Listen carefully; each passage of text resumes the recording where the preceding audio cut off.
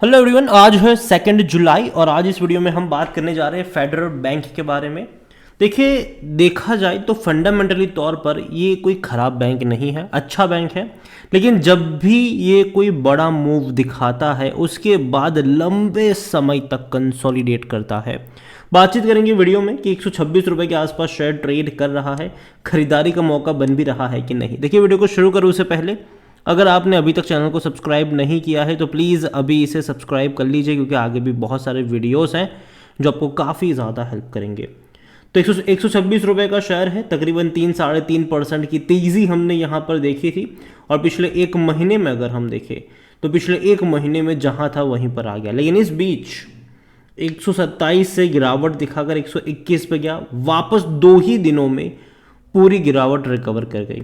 अगर एक साल की बात करें तो पिछले एक साल में 32% का ग्रोथ है। और देखो, तेज़ी जो आई थी ना, 95 रुपीज़ से 140 तक गया, लेकिन उसके बाद क्या हुआ, लंबे समय से कंसोलिडेशन इसका चल रहा है।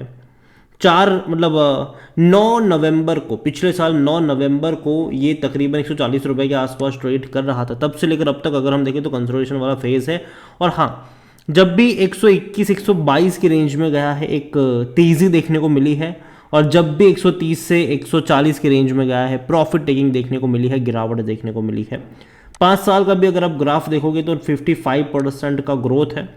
देखिए, एक बड़ी गिरावट आई थी कोविड के टाइम पर, 37 रुपीज़ पे गया, उसके बाद तेज़ी दिखाई और फिर कुछ टाइम के लिए इसने कंसोलिडेट किया था उसी रेंज के आसपास। इस बार भी वैसा ही कुछ होने वाला है, कंसोलिडेट करने वाला है ये लंबे समय तक। वो भी अभी हम जानते हैं कि भैया निफ्टी जो है वो ऑल टाइम हाई पर है, निफ्टी बैंक भी भैया अच्छी खासी तेज़ी दिखा रहा है, लेकिन यहाँ पर अगर आप देखोगे तो अभी भी वो रफ्तार नहीं आई है। हालांकि बैंक की कमेंट्री काफ़ी अच्छी है। पहली कमेंट्री जो आई है वो ये है कि भैया फेडरल बैंक जो है वो 8 नए ब्रांचेस खोलने वाली है, इंक्लूडिंग 4 ब्रांच तमिलनाडु में खोलने का प्लान है इनका। देखिए, private sector federal bank on Friday announce the opening of 8 new branches in different state including 4 इन तमिलनाडु।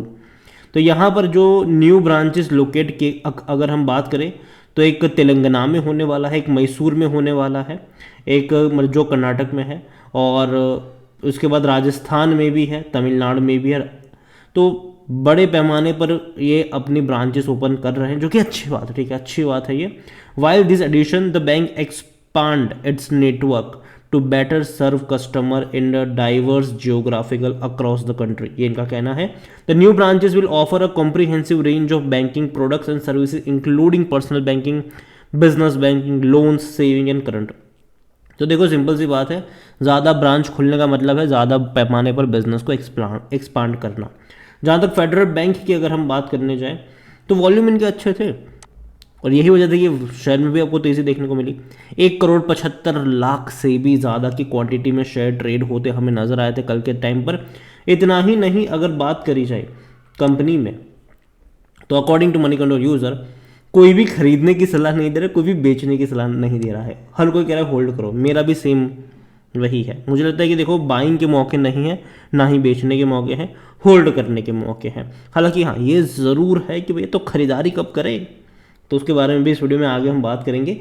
यहाँ पर अगर हम देखोगे तो डिविडेंड की जहाँ तक अगर मैं बात करूँ तो अच्छा पे किया है, 1.80 रुपये का इसने डिविडेंड पे करने वाला है, अभी पे किया नहीं है। 19 जुलाई इसकी एक्स डेट है, मतलब जिस किसी के पास फेडरल बैंक के शेयर 19 जुलाई से पहले होंगे वो सब एलिजिबल होंगे इस डिविडेंड के लिए। यहाँ पर इनके रेवेन्यू देखो तो 2023 में बड़ा जंप था रेवेन्यू में, 17,800 करोड़ का रेवेन्यू था इनका, जो कि इससे पहले 13-14 हज़ार करोड़ में अटका हुआ था, ठीक है। और प्रॉफिट की भी अगर हम बात करें तो धमाका किया था इसने 2023 फाइनेंशियल ईयर में, 3,175 करोड़ मुनाफा कमाया था। जबकि इससे पहले अगर आप देखो तो इनके प्रॉफिट्स मतलब ईयर ऑन ईयर बेस पे बढ़े ज़रूर है। आप देखिए, 1,285 करोड़, फिर 1,555 करोड़, फिर 1,645 करोड़, फिर 1,965 करोड़, और अभी तो बहुत बहुत बहुत बड़ी तेज़ी 3,175। तो बहुत बड़े पैमाने पर आया है ग्रोथ। लेकिन हाँ, अभी एक्सपेक्टेशन भी वैसे बढ़ गई है इनसे। देखो, सबको पता था कि मार्च क्वार्टर के जो रिजल्ट्स आएंगे वो अच्छे ही आएंगे, ये हर कोई जानता था। लेकिन जो इंटरेस्ट रेट बढ़ा है उसका जो असली इम्पैक्ट है वो एक्चुअली में जून क्वार्टर के नंबर्स में देखने को मिलेगा। यहाँ पर आप देखोगे तो बहुत तेज़ी से इनके रेवेन्यू बढ़े। इवन लास्ट क्वार्टर में अब तक का सबसे हाईएस्ट रेवेन्यू था 5,780 करोड़। सेम चीज़ प्रॉफिट को लेकर भी हम कह सकते हैं, अब तक का सबसे हाईएस्ट क्वार्टरली प्रॉफिट 955 करोड़ और बहुत तेज़ी से बढ़ा है ये। तो अभी एक्सपेक्टेशन भी वैसी है, और अगर जून क्वार्टर के नंबर्स जैसा एक्सपेक्टेड है वैसे नहीं आए तब थोड़ी बहुत दिक्कत हो सकती है यहाँ पर। और मुझे लगता है कि मार्च जितने बेहतर मतलब ग्रोथ वाइज शायद ना देखने को मिले, ये मेरा मानना है, ये मेरा पर्सनल ओपिनियन है।